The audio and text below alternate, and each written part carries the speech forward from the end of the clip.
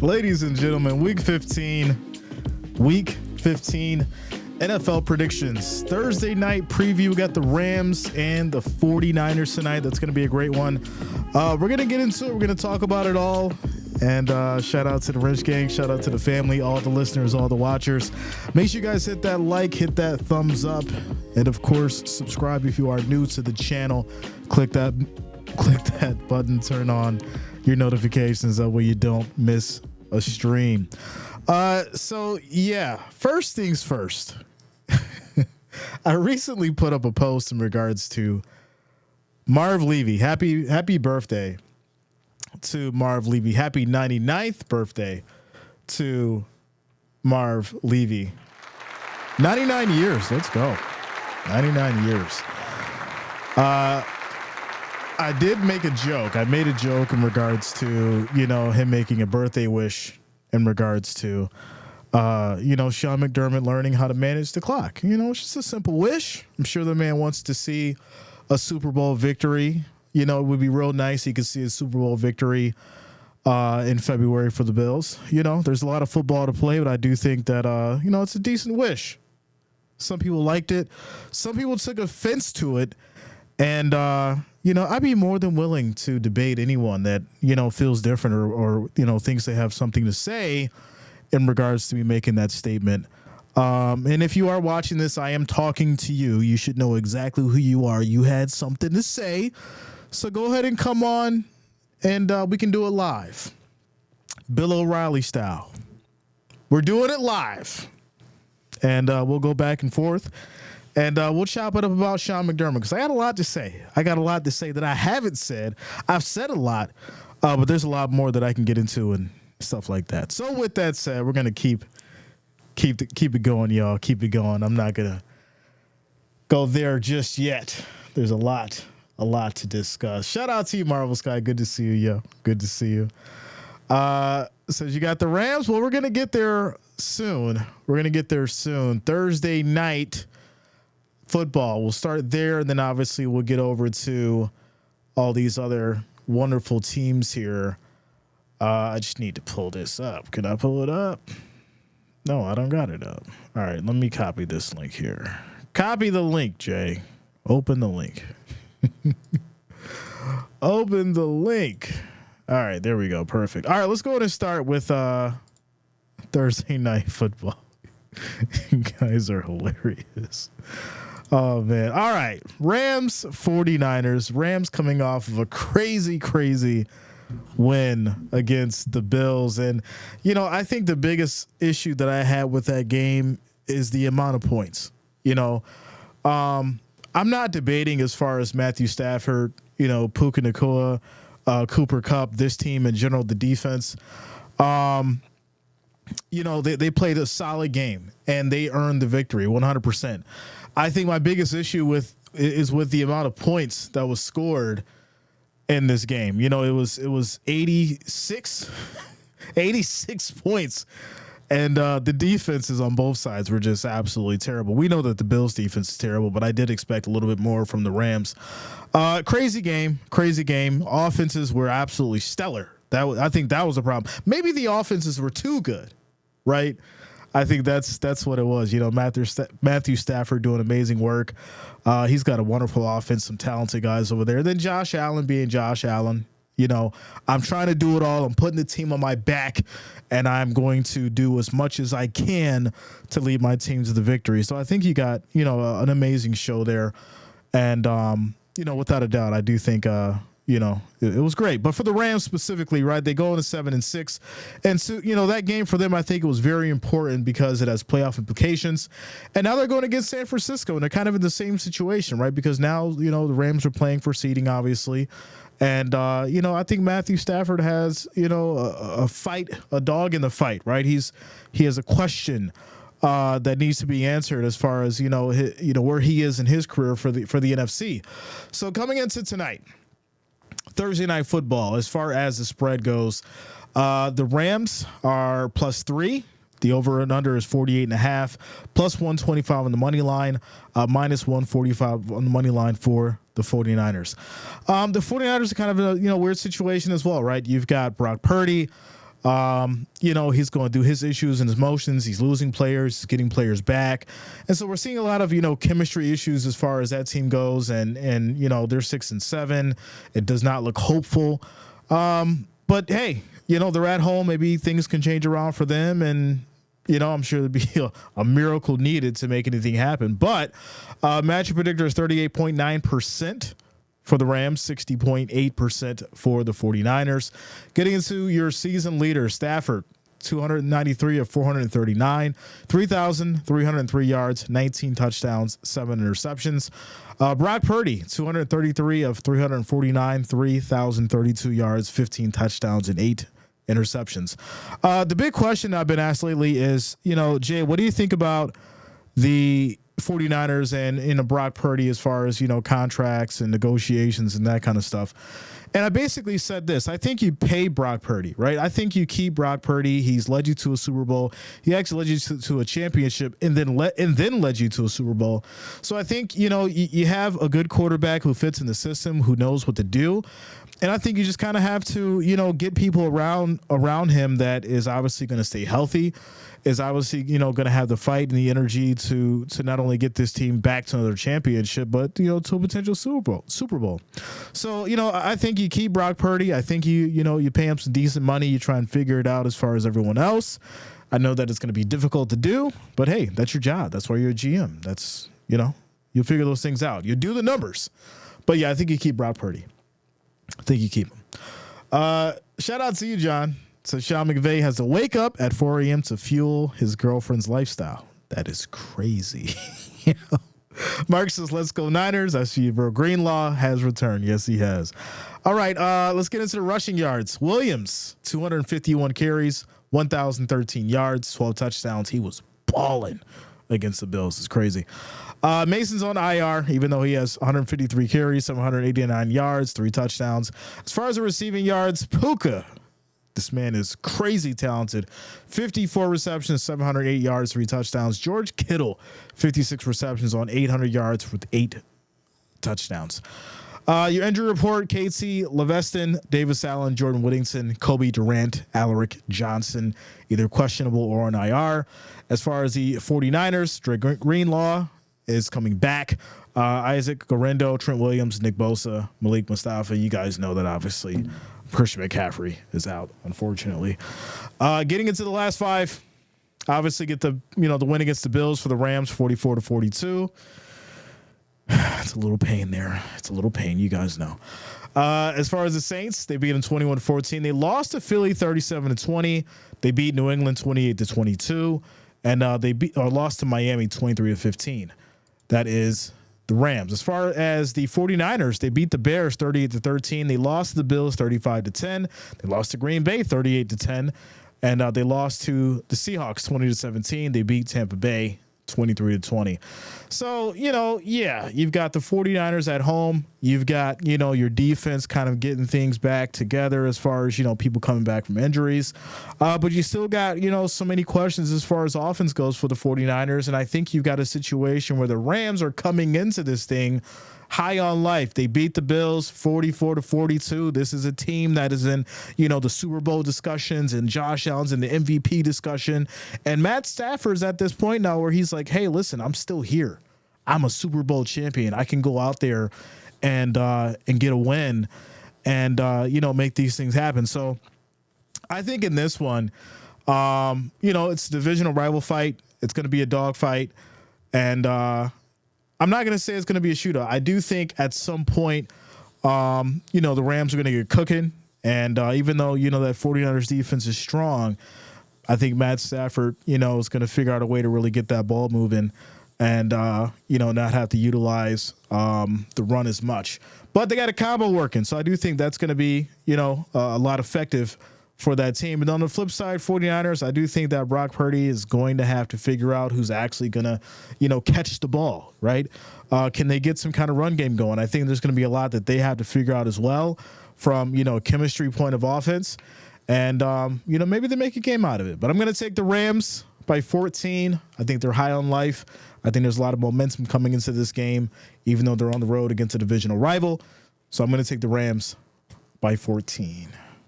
Sorry, 49ers fans. I know some of y'all are going to be mad at me, but it's all good. So let's go back here as we get into week 15. But before we do, let me get into the chat with you guys. Gary says, I picked the Rams. Shout out to you, Gary. What up, Sassy? Yo, wait a second. Yo.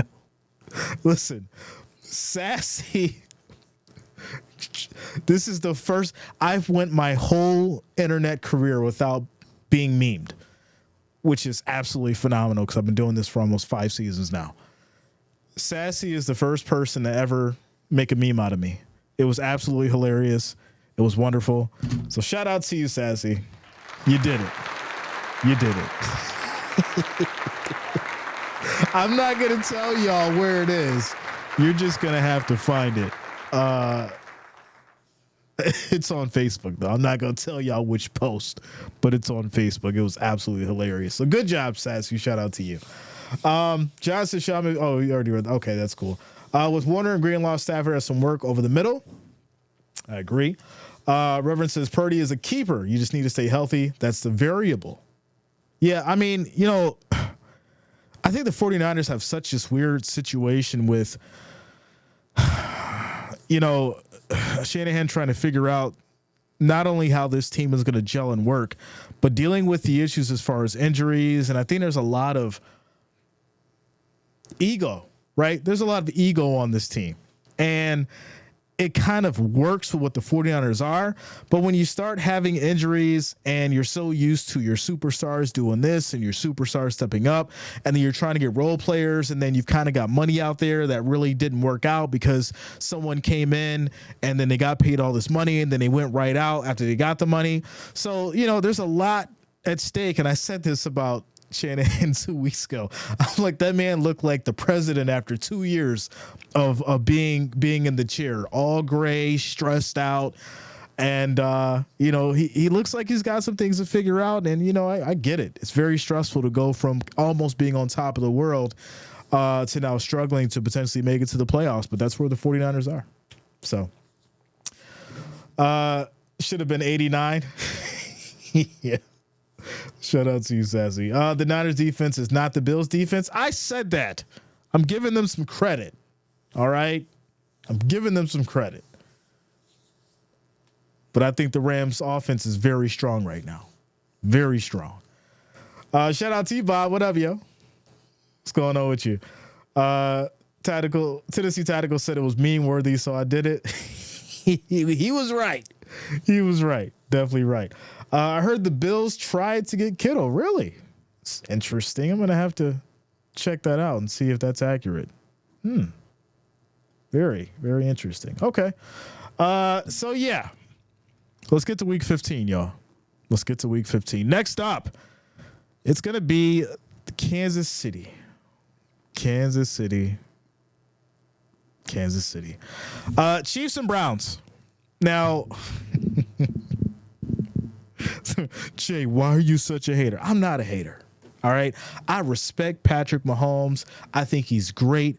I think he is in the conversation of potentially being one of the best quarterbacks in history.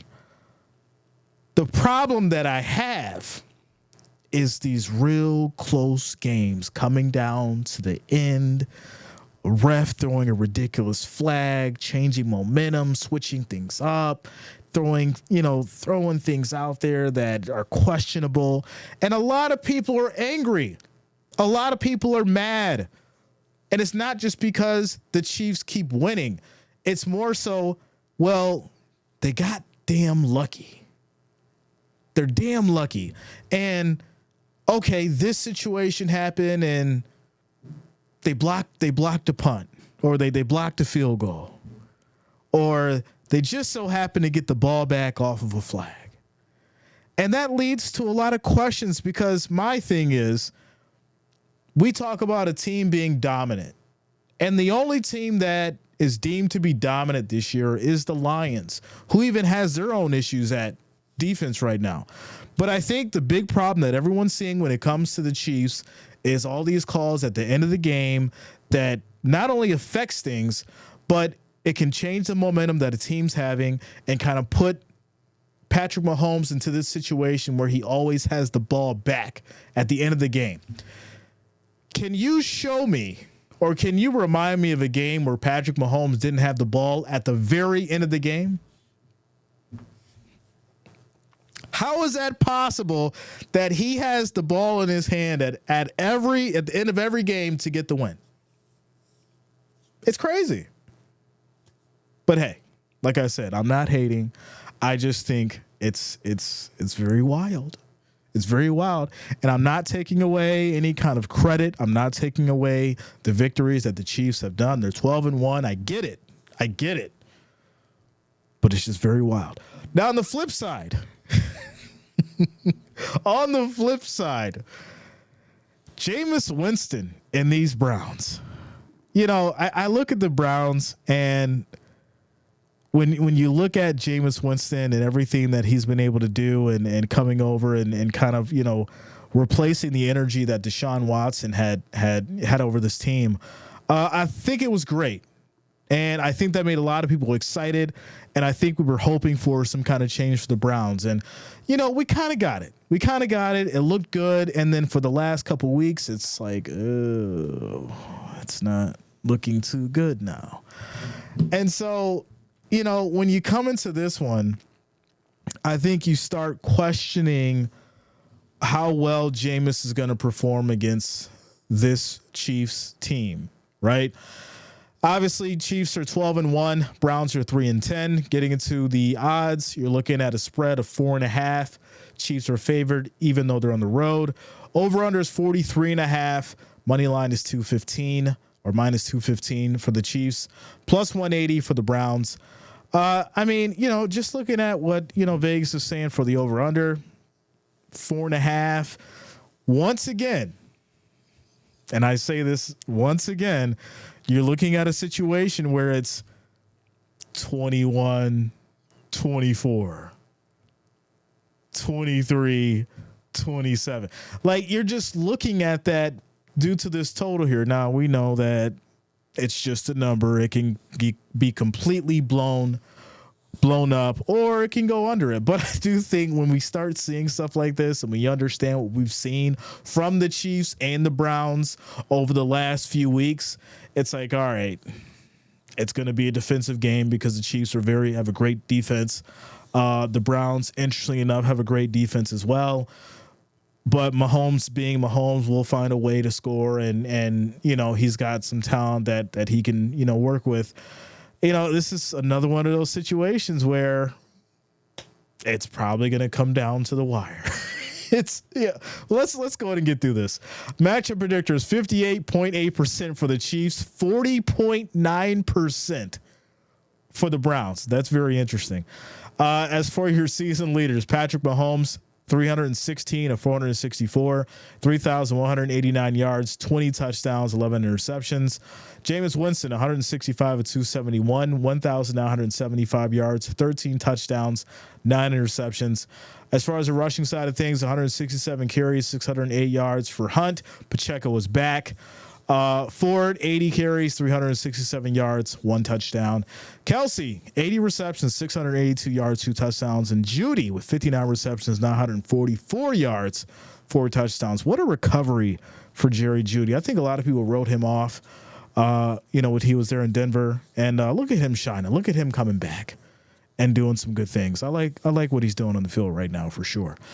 As far as the injury report, Harrison Butker, Jawan Taylor, Hollywood Brown, DJ Humphries and McCole Hardman are out. As for the Browns, David Njoku, Miles Harden, Sam Kamara, Mike Ford Jr., and Jamari Thrash, questionable. As for the Chiefs' last 5, they got the win against the Chargers, 19-7. The win against the Raiders, 19-7. It's it's the same score. And I knew this over the last couple of weeks, but I really didn't pay attention to it. Now that I'm seeing it in black and white here, how is that possible? 2 separate weeks, 2 separate teams, and the Chiefs just so happen to win 19-7. I don't know. They beat Carolina 30-27. They lost to the Bills 30-21, and they beat Denver, even though Denver was up or no, Denver was driving, and Denver was driving, about to kick the field goal for the win. Chiefs blocked it, and Denver lost 16-14. So this is what we're talking about when we talk about these crazy, crazy situations. Shout out to you, Timothy. I see you, bro. When we talk about these crazy situations in regards to the Chiefs and how they win and how they've been winning. So, when we look at this kind of, these kind of scores, and we look at how the games have been going, it's not really hard to look at this game and say that. Now, that's with the opportunity of understanding whether or not Jameis Winston is going to play his best game, because he has looked very shaky over the last couple of weeks. And I'm gonna say something here that you probably are gonna laugh about. Pay attention to the quotes that Jameis Winston says before the game, and that will let you know whether or not he's going to win or lose. I'm telling you right now, if you know Jameis Winston, you specifically know he says certain things at the beginning of the game, and he's got that little twinkle in his eye. It's a little twinkle in his eye, and you'll know whether or not he's going to win or lose. And it hasn't been there in the last couple of weeks. It was there for the Denver game, but it wasn't there the last couple of weeks. And hopefully, we'll get to see see him get that twinkle back, because it hasn't been there. Getting into the last five for the Browns, they had a loss against the Steelers. A loss against Steelers 27-14. Loss against Denver 42-32. Won against the Steelers 24-19. Loss against the Saints 34-14, and lost to Chargers 27-10. So there you go. But hey, they put up 14, they put up 32, they put up 24, 14 and 10. So, it's kind of why this game is in the same kind of situation, right? 4-point potential victory for the Chiefs. As much as I do like Jameis Winston and, inspirational guy, wholesome guy, I do think that, this is going to be another Chiefs victory. Unless by some miracle Jameis Winston is able to grab on hold to that chariot and hold on strong and find some resounding power within himself to overcome these Chiefs. I just don't see it happening. And with that said, I'm going to go ahead and take these Chiefs by a touchdown, y'all. I'll take them by a touchdown, 7 points for the Chiefs. And there it is. Let's keep it going. Cincinnati Bengals versus the Tennessee Titans. Tactical, I love you, man. It's tough. I know it's tough being a Titans fan right now. Bengals are 5-8. Titans are 3-10. The spread is -5 for the Bengals. 46.5 is your over/under. -225 on the money line for the Bengals. +190 on the money line for the Titans. Even though the Bengals are on the road, I'm going to give them that win. I'm going to say a 14-point win. And the problem is, the Bengals offense is very, very well put together. Even though they've lost and there's been some issues with the Bengals, they're a very well put team together. I think the defense is the biggest problem. If they didn't have those issues, we'd be having a whole different conversation about the Bengals, but I will take them as the victor against the Titans. Next up is going to be Commanders and the Saints. This is an interesting one too, right? Commanders were all the hype. Daniels was looking very efficient, playing great ball, and then something kind of changed, right? It just kind of like, I think people really started watching the tape on him, really seeing what he was about, and defenses started stepping up, and he wasn't really making as many good plays or moving around as best as he used to in the beginning of the season. So we got to see how that changes up in the last few weeks of the season here. They're currently 8-5. Saints are 5-8. The spread for this is Commanders by 7.5. Over/under is 43.5. The money line is -380. +290 for the Saints. I will take the Commanders. It's the Saints. That's a whole nother conversation for their day. I'm not sure what's gonna happen with the Saints, but something definitely needs to change. So I take the Commanders there. Next after that will be Baltimore. Yeah, y'all gonna put Tommy Cutlets out there. Y'all gonna put Tommy Cutlets out there against the Ravens.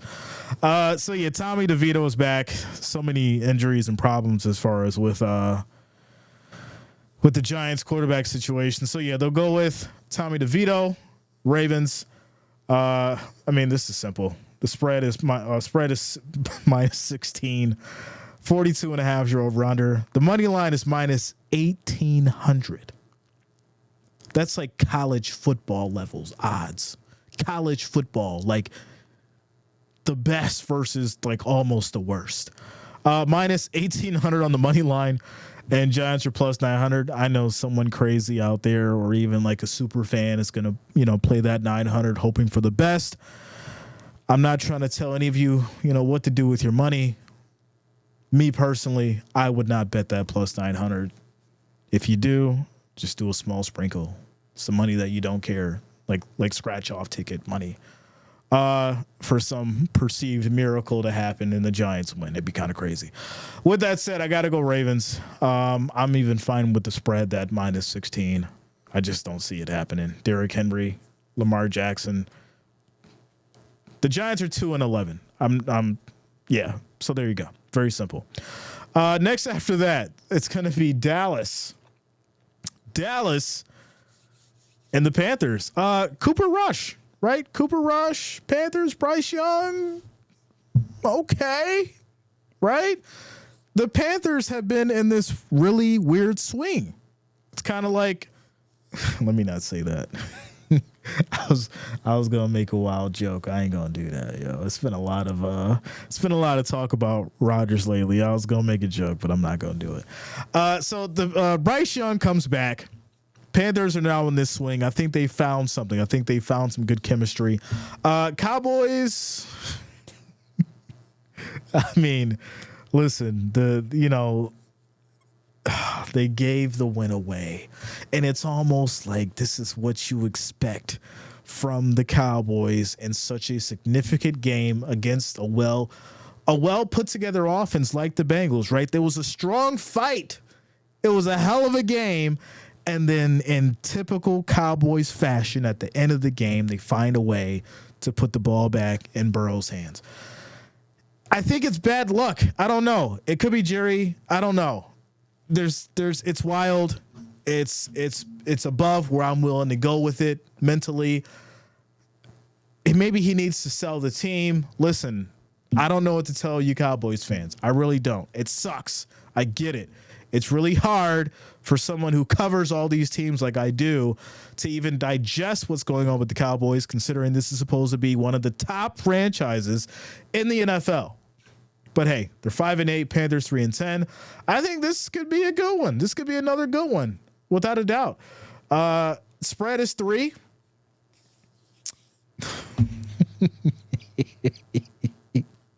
Yo. The spread is 3 for Panthers at home. The Panthers are favored by 3. Over under is 43.5. The Cowboys are plus 130. The Panthers are minus 150. Yo, when's the last time we've seen the Panthers favored against a team like the Cowboys? This is crazy. I don't think the Cowboys are going to let this one, slip away. I think it'll be a good one, but give me Cowboys down the stretch for 7. They gotta be crazy. Listen, I can't sit here and see this happening. I can't see them beating the Cowboys. If they do, I promise you it'll be a video. It'll be a whole discussion, without a doubt, if the Cowboys get beat by the Panthers. So there you go. I'm taking Cowboys by 7, and that is just that. All right, next up, speaking of Jets and Aaron Rodgers. Aaron Rodgers has been in the news almost every day.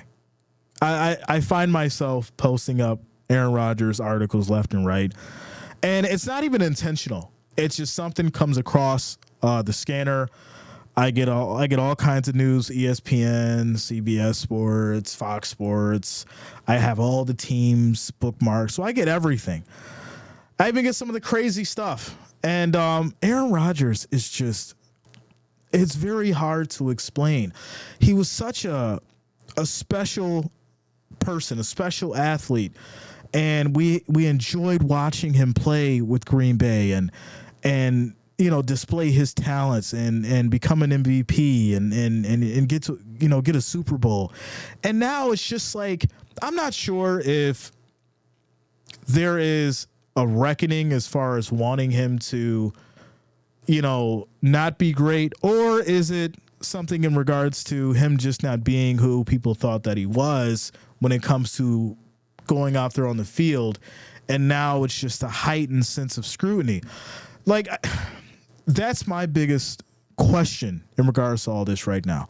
It makes for good conversation. It makes for good news, I guess, right? It makes for good debate and laughter. But I think the real problem is the Jets fans aren't laughing. The Jets fans are really upset. And I know Jets fans personally that I talk to, and they're not liking Aaron Rodgers right now, right? When he first went there, they were so excited. They thought that he would bring something to this franchise that they hadn't seen in decades. And unfortunately, he's came in and did exactly what the last 3 or 4 quarterbacks have done. It's nasty. He gets paid $112 million. He basically gets the key to the city.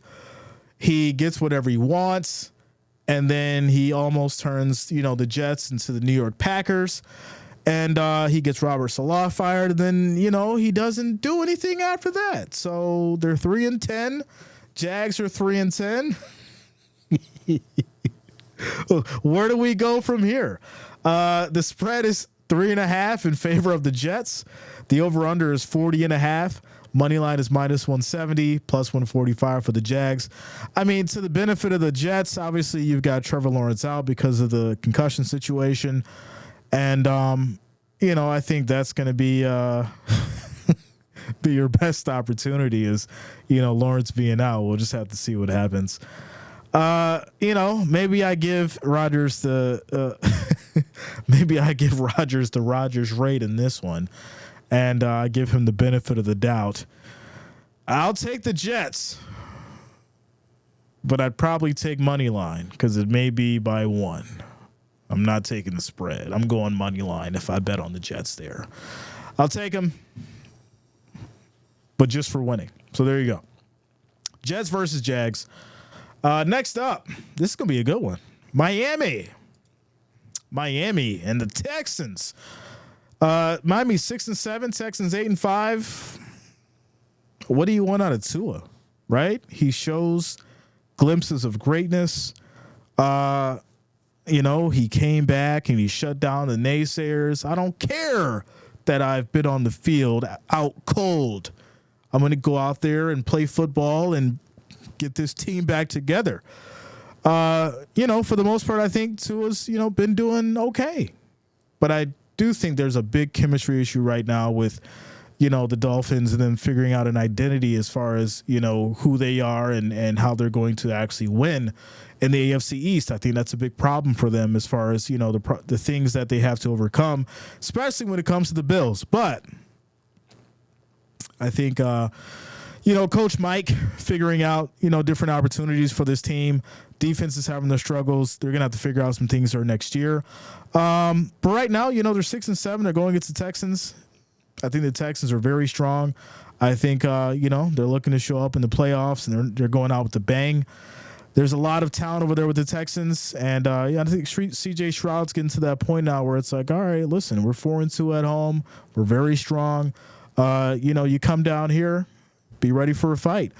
They're favored by 3 at home. The over-under is 46.5, -155 in the money line. I'm going to roll with the Texans here. I think that defense is strong. I think, the Dolphins will put up somewhat of a fight, but, on the stretch, Texans will win at home. Dolphins are 2-4 away, so there you go.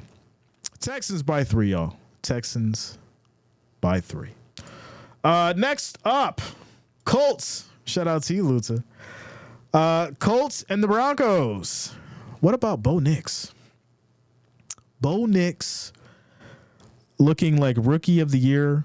I know there's all kinds of crazy talk, but, that man has an arm. He has a cannon.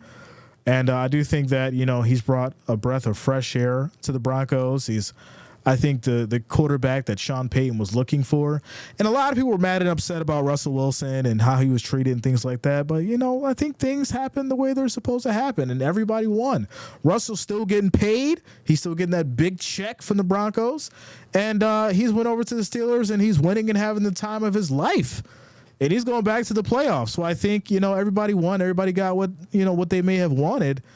And, I think that creates a good opportunity on both sides. Now, as for the Colts, Anthony Richardson coming back from his own little retreat and, showing up and putting in some work. They're 6-7, Broncos 8-5. I think this will be a good one, without a doubt.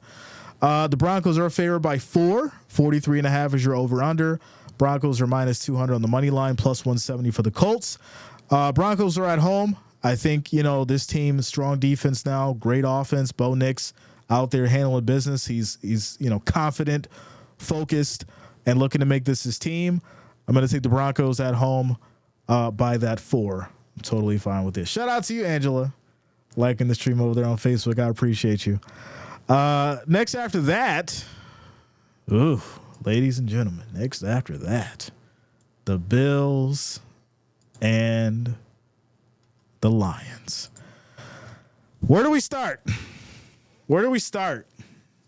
This is a Sunday game at 4:25. A lot of people have been saying, hey, we want Bills-Lions Super Bowl. Well, yes, there's a lot of work that comes with that. There's a lot of work that needs to happen before we even get to that point. But a lot of people are saying that this could potentially be the preview to the Super Bowl. Now, you're getting Josh Allen, who's currently in conversation for MVP. You're also getting Jared Goff, who's been playing exceptional football. Bills are 10-3, Lions 12-1. This is going to be a game. The biggest problem on both sides is the injuries from the Lions defense and the problems and chemistry issues and the lack thereof of defense with the Bills. So what are you going to get? What are you going to get in this one, ladies and gentlemen? I'll tell you right now what you're going to get. You're going to get crazy, ridiculous plays back and forth all game, and you may have another situation of what you just seen with the Rams. I don't want to see that. I want to see some people play some defense, but I think the reality is in this one, before even looking at the spread and the odds, you're going to have a situation where the Rams ram that ball down the middle with the run game against the Bills, and then you're going to have Josh Allen on the pass attack because we know that the Lions are having an issue as far as back there with the safeties and in the middle. So, or up the middle. So with that said, I think we're in for a show, an offensive showdown. And I'm excited for this one. I really am. So let's go ahead and get into the odds here. The spread is 2.5. Lions are favored. The over-under is 54.5. Minus 140 on the money line for the Lions, plus 120 money line for the Bills. So this could come down to a field goal. But the over-under is 54.5. So once again, if we look at how both these teams have high-powered offenses and how both these teams put up points, we know that over is definitely going to get hit. The thing about this one is we're going to ask ourselves, who's going to make that one play on the defense? Who's going to step up and get that sack or that strip, make that fumble? Who's going to get that pick? Who's going to bobble the ball that leads to that game-changing play? This is going to be a very, very emotional game for both sides, and I think it's going to be a show. Now, you guys already know, I'm with the Bills Mafia. I do think that this is going to be probably a real test. It's going to be a real test as far as, Josh Allen's resilience, his ability to, really, really move around the field. And I think him letting the game come to him in this kind of situation, because this is a big game. This is a big game without a doubt. You've already punched your ticket to the playoffs, but guess what? You just lost in a nasty one against the Rams. You're looking at this like, okay, I'm not doing that again. I'm not losing by another 2 points again. So I'm going to go out here and try my damn hardest to get a victory on the road against what could be considered to be the preview to the Super Bowl. On the flip side, Jared Goff's no slouch either. He's got Gibbs, he's got Montgomery, Laporta, St. Brown. Patrick. There is a lot of talent that this man can get the ball to. And if the Bills defense aren't able to bend, but don't break and just completely break, this thing could get out of hand very fast. So what's my gripe with this one? Jay, what's stopping you from just saying Bills for the victory? Some of you may not want to hear this. It's Sean McDermott. I watched Josh Allen go out on that field and display some of the best football we've probably ever seen in history. And then on the flip side, I've seen a defense that could not stop Puka Nacua and Williams and Cooper Kupp. And you expect me to think that Sean McDermott is going to have this defense ready for this offense that look like they're Super Bowl bound right off the bat?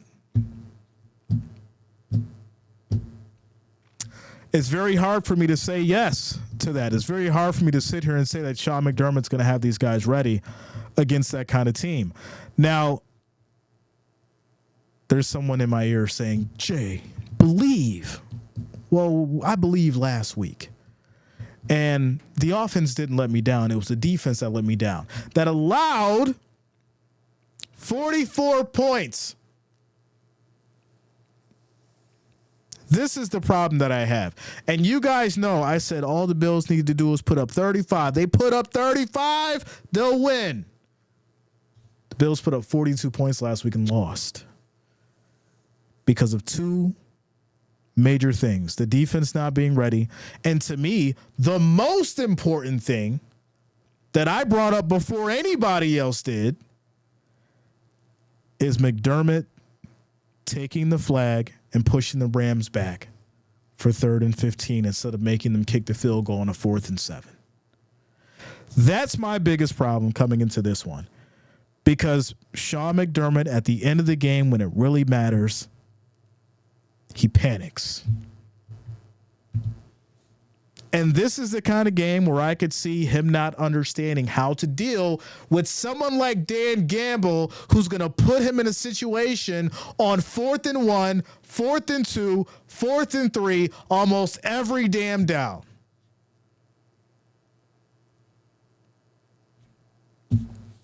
So unfortunately, I have to go against my grain, and I have to go logical on this one. I think the Lions win by a touchdown. There you go. I think the Lions win by a touchdown.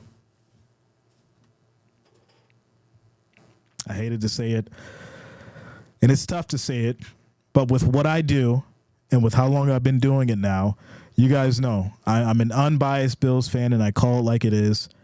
It is going to be very tough to beat this team, and unless someone steps up in that backfield that's going to be able to make a play, and not just one play, make multiple plays against this team, it's going to be tough to beat the Lions in Detroit.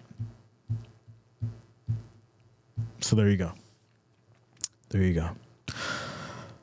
Next up, this is going to be a good one too, y'all. This is going to be a good one. We got the Steelers and the Eagles.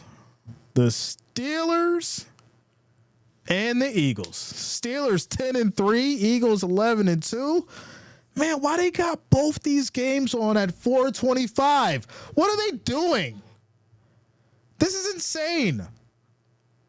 You're going to have the Bills and the Lions and the Steelers and the Eagles all playing at the same time? Who's putting this schedule together? Anyways, Steelers 10-3, Eagles 11-2. This is going to be a hell of a game. Russell Wilson, Steelers looking very good. Their defense is solid. I think the Eagles may have some problems coming this game, right? They're 11-2, and I get it. Saquon Barkley is a hell of a running back right now. He's doing great things, potentially in the running to break Eric Dickerson's record. But this defense has been very strong with the Steelers. Russell Wilson is looking good. He's looking the best that he's ever been. And I think Mike Tomlin has put this team into a different mindset to where they could potentially get to the Super Bowl. So, yeah, the Eagles are going to run into a roadblock even being at home, and it's not going to be easy. Let's get into the spread. Eagles are favored by 5.5. The over-under is 42.5. Minus 250 the money line. Here's the problem. You're expecting Saquon Barkley to do what he's done for the past 4 to 5 weeks. And I don't think the Steelers are going to let him do it. So you're going to force Jalen Hurts to get out that pocket and pass. And this is where the mistakes may happen. This is where the problems may come because he won't be able to rely as much on Saquon in this game. Now, obviously, Vegas is saying Eagles 5.5. I think this one is going to be a little bit closer, probably come down to a field goal. And I'm right in the middle because I don't want to give Steelers the win just for the sake of the Eagles losing. I think the Steelers can actually win this game with their defense, and I do think that it'll come down to the wire. So I'm going to say Steelers by 3. That's where I'm going. Shout out to you, Bob. I see you, bro. Shout out to you. I'm going Steelers by 3 there. Next up, we got the Patriots and the Cardinals. This is, I mean, hey, it's the Patriots. What do you? Don't get me wrong. I think Drake May is, definitely gonna help these guys eventually change things around, but it's not happening now. 3rd and 10. That's where they have the most problems. 3rd down. 3 and 10 against 6 and 7 Cardinals. This one's easy for me. I'm gonna go Cardinals at home. Right, they're favored by 6. 46.5 is the over/under minus 270 money line. I'm going Cardinals there. I think it's fairly easy. Not to say that something weird probably won't happen in this game. Patriots may start off hot early, but the Cardinals will win this game. I'll take them by a touchdown. Take them by a touchdown. After that, it's going to be Tampa Bay, the Buccaneers versus the Chargers. Right? Chargers, Buccaneers. I like this one. Chargers 7-6. Buccaneers 7-6. Chargers 8-5. Chargers at home favored by 3. 45.5 is the over/under. Minus 150 on the money line. Plus 130 on the money line for the Buccaneers. This one is a little tricky for a couple reasons. So they just took the loss to Kansas City 19-7. It is Kansas City, solid defense. They've been kind of, low scoring with, ATL, Kansas City. On the flip side, you've got 3 wins in a row by the Buccaneers, 28-13, 26-23, 30-7. I think, this is going to be a tough game on both sides. But Baker Mayfield, that kid's got heart. The kid's got heart. He shows up, he plays ball, and I think he's found his new home and he's actually in his element when it comes to, stepping out on that field and being in that Buccaneers uniform. Chargers, I do think have a good defense. They were able to hold Kansas City to 19 points. So I think the question is, whether or not the Buccaneers are going to be able to get the run going in this one. Because Herbert does have, some good weapons as far as, wide receivers and can move that ball. So, yeah, I think I gotta go Chargers at home. I don't think they're gonna lose 2 in a row. I think they're mad about that loss. I don't think they liked it, and I think they're gonna take this one against the Buccaneers. I'll take them by that 3. I like the 3. All right. Last but not least, no, we're not there yet. Green Bay and the Seahawks. Packers and the Seahawks. Packers 9-4, Seahawks 8-5. Jordan Love. What do you want me to say about this man that hasn't already been said? He's great. They got great talent. A bunch of young guys looking to cook. Bunch of young studs. Like people always say, young studs. No, these guys are great. Packers, look good. Just an all-around great team, offense, defense. Seahawks, right? Geno. I feel like for the past couple of years, Geno has been in this kind of situation where he can do it, but can he get past the teams that he needs to? And does he have the help to do it? I think that's where Geno is, right? We know the Packers are great. The problem in this game is Geno, does he have it right now?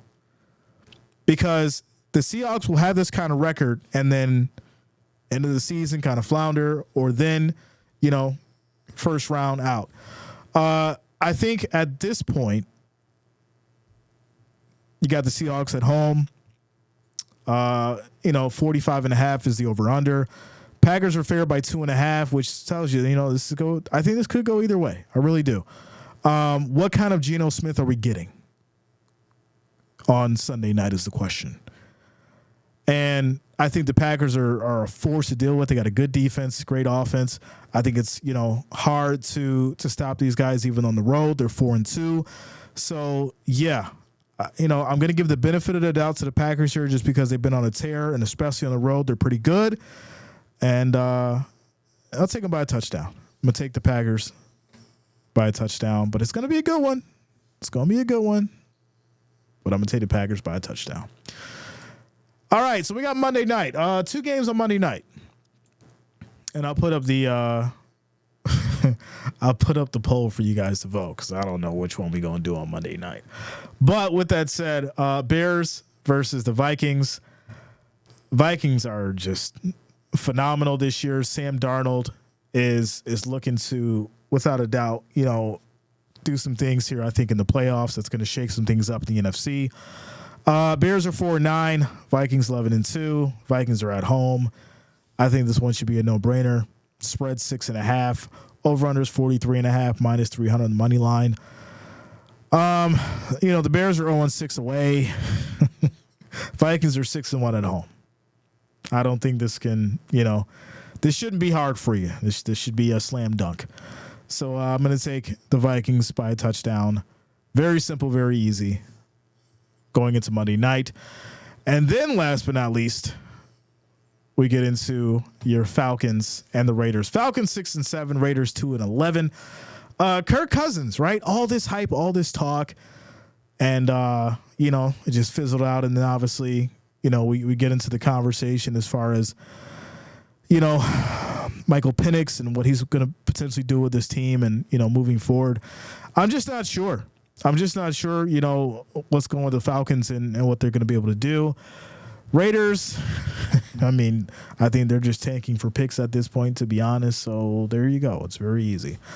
Once again, I think this is a no-brainer. I'll take the Falcons. Their spread is 4.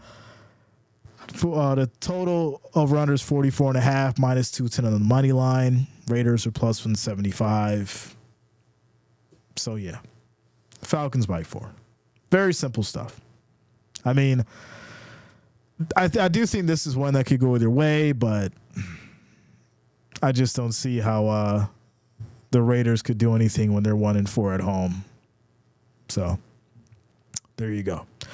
So there are your Week 15 predictions, ladies and gentlemen. Shout out to you guys. Let me hop in the chat now with you guys, and let me go back here. Gary says the Bills can do it. Yeah, they can.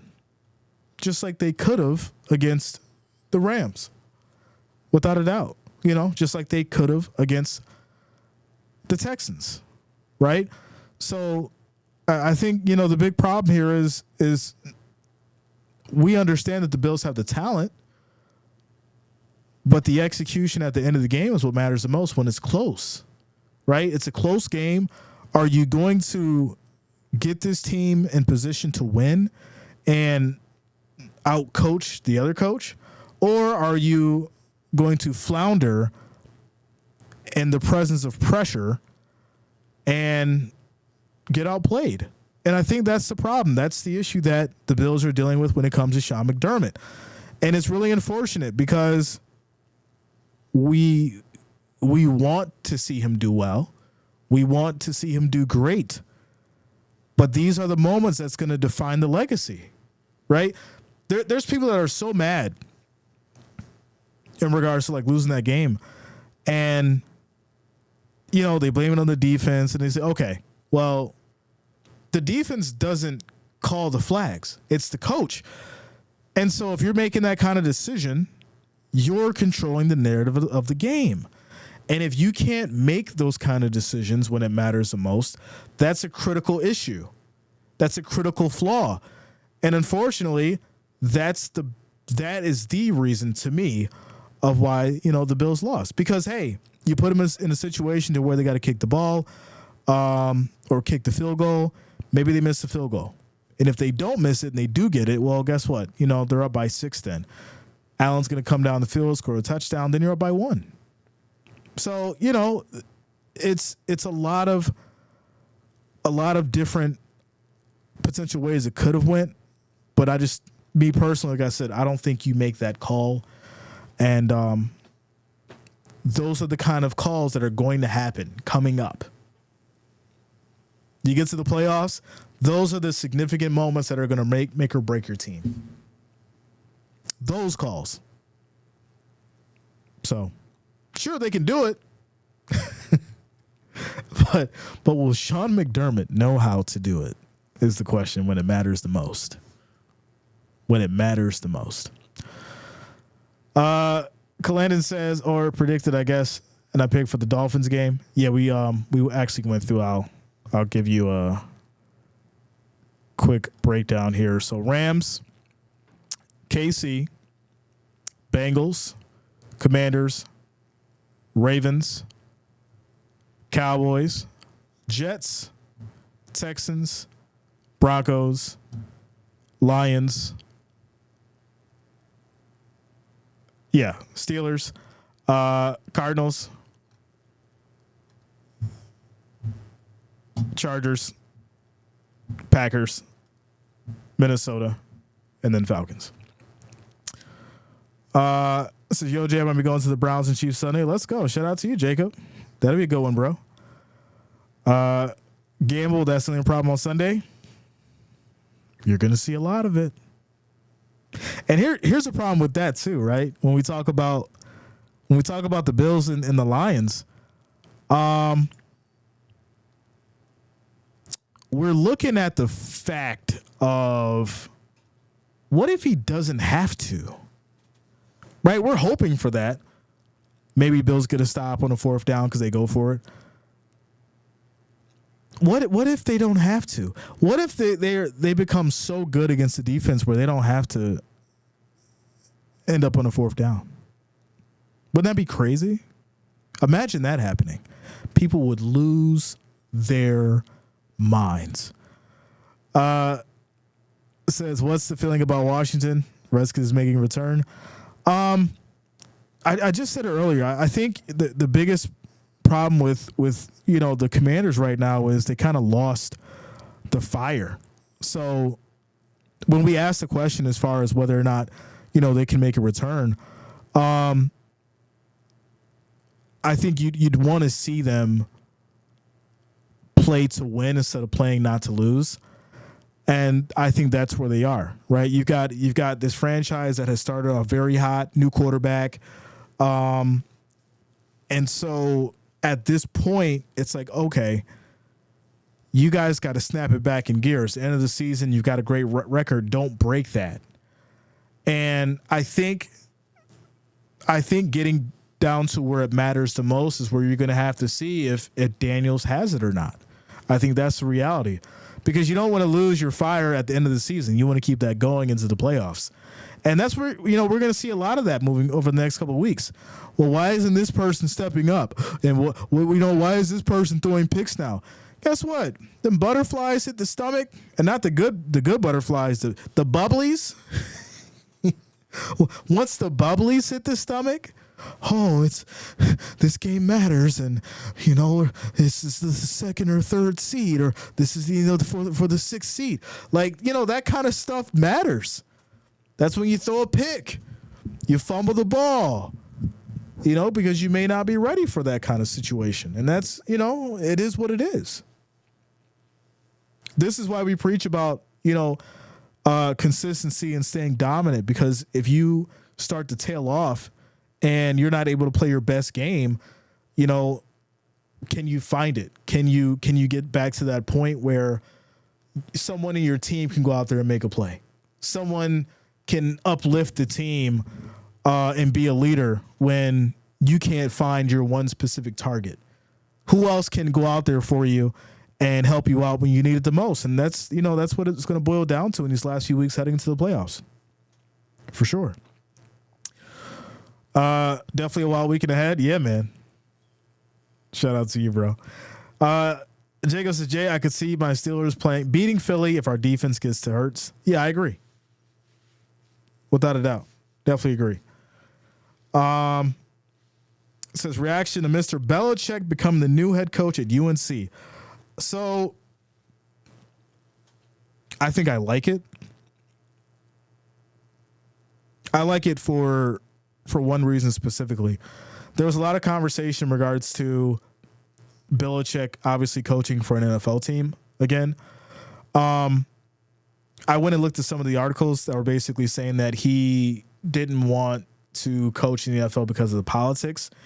And it's really wild for him to say that. But I get it, because we understand how the game has changed and they kind of phased out a lot of the older coaches, not specifically because of age, but they phased out a lot of the older coaches because of the culture that they came from. And they want to change that culture. So now you're going to see a lot of that, a lot of the issues that he's talking about. Some people may get that, some won't. But, I think for him, it's like he knows he gets to go to a college and coach with less scrutiny than he would in the NFL. And to him, that may be more of a better opportunity for less stress than to deal with the politics and the issues at the NFL level, if that makes sense. DJ Jean says, you paying $83 per month for YouTube TV? Listen, I am highly aggravated about that. So the problem that I have with this is they've went up $10 a year. Go back and look at the pricing. They've went up $10 a year for the last 5 years. 5 years. So within 5 years, you've went up 100% in price. And when I flip through YouTube TV, I don't see myself getting anything additional for the money. That's the problem that I have. You want to charge me $89.99, fine. But give me something. You took away channels and you're charging more money. That's a problem. And so when I look at that kind of situation, it's like, okay, something needs to shake here, because there's no reason why. And keep in mind, YouTube TV is probably one of the best if you like to stream. Obviously, right? I like to stream. And I wanted to get rid of, the cable and all that kind of stuff. So when we get into YouTube TV now, it's like I loved it because of the kind of service that it's been. But now I'm starting to look at the apples and oranges comparison. And it's like, well, we're now getting to traditional cable pricing, because where I'm at, you've got Spectrum, Fios TV. Obviously, you can do satellite. Well, DirecTV's satellite list now. And then YouTube TV. I've been with YouTube TV for like 5 years now. Them going up an additional $10 is now making me look at, okay, what can I remove from these other streaming services? Amazon, Netflix, Disney, Max, which was HBO Max, and YouTube TV. Not considering the price for internet, whatever, but just that right there to watch the content that we watch is roughly $180, right around there. $180 for tax and everything. So now I'm looking at it like, okay, well, we're back to square one with traditional cable prices when we were paying $200 a month with cable. and I'm fine, but once again, what am I getting for the money? Because the services have to justify the price. When the services stop justifying the price, that's when I start raising my eyebrow and I start looking at things like I need to make a different decision here, or I got to start changing some things around because this isn't making sense. Before January hits, I'm definitely going to start looking into maybe some different options, just to see if I can get something that is comparable to what I have now and save some money. If not, and I'm stuck with this, with maybe Monopoly, it's going to be interesting. It really is. So I don't like it, but no, who likes to spend more money? I think that's just the reality of it. But I think, the moment we get to $100 a month is when, if they're not giving something for that $100 a month, or if there's not some kind of bundle or something, maybe some red zone or something, then it'll probably be time to move on. Because, $100 a month for YouTube TV with no additional features, that's not going to cut it. It's not going to cut it. Shout out to you, Dan. Says, I think the Lions have a shot above Buffalo.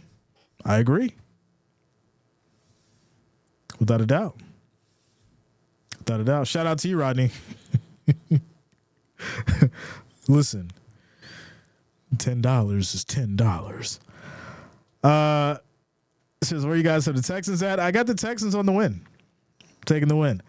YouTube starting to be like, bro, man, from the Martin Show. Listen, I'm sitting here like, yo, I might have to do a couple extra videos a month now, just to cover the extra expenses. Listen, let me stop playing. January is going to come in very strong. Very strong. 2025, prepare yourselves, y'all. Yeah, I know we talk about football and sports and life and all that stuff, but I'm telling you right now, 2025, you heard it here first. 2025 is going to come in very strong. So if you need to put in some extra hours at work, you need to ask for some overtime, you need to get your extra hustle, I'm telling you right now, do it. Because 2025 about to be a little different. You got to put in some work. We all going to have to put in some work. That's just my little speech to y'all for next year. John says, what will be a good price for everything YouTube offers if in a single package? I am fine at $69.99. I think for what everything YouTube TV offers with the channels, the DVR, the storage, I think $69.99 is perfect for what they're offering. Them going up to $89.99. No, because now you're and they all do it. Netflix is doing it. Amazon just did it. I forgot. I have the NFL Network package right on the phone.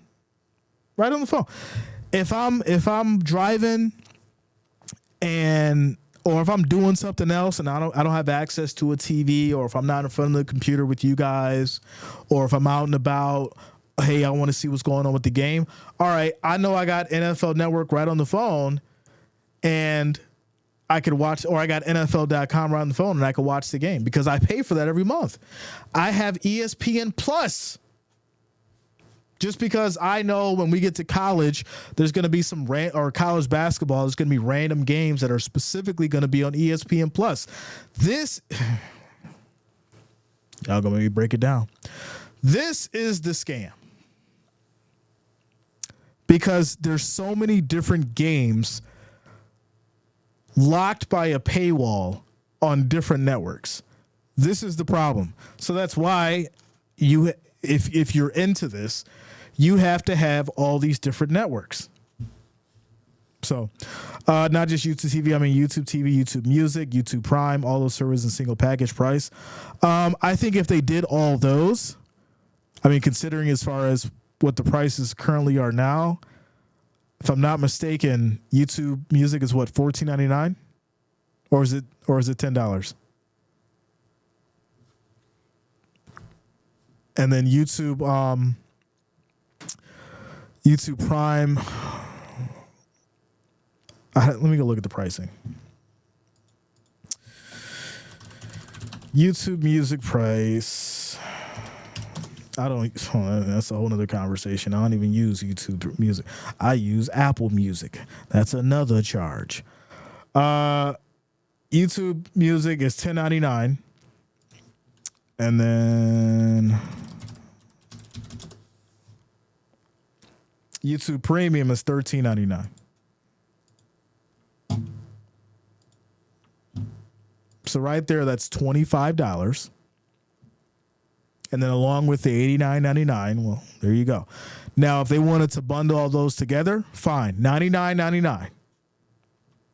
Give me the three bundle of the YouTube TV, YouTube Music, and YouTube Prime, if you're into that, for $99.99. I think that would be fair. Because then I could abandon, which I probably wouldn't anyways, but if I wanted to, I could abandon Apple Music and then go from there. But I mean, like I said, I think there's too many. There's too many subscriptions. There's too many subscription models. And there's too many things that are, like I said, getting or grabbing the licenses to sports games and hiding them behind a paywall. So, shout out to you, Jared. Says I can't trust Josh Allen to win in big moments. It's not Josh Allen. It's Sean McDermott. Says, for example, Josh Allen had a shot to come back and win. He came up short by 2 points. That wasn't Josh Allen's fault.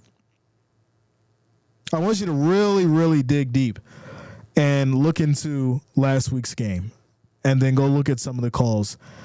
And you'll know that it's not Josh Allen's fault. That man played phenomenal football. I don't think you could ask anything more out of Josh Allen. That game was on Sean McDermott and the defense, but more so Sean McDermott.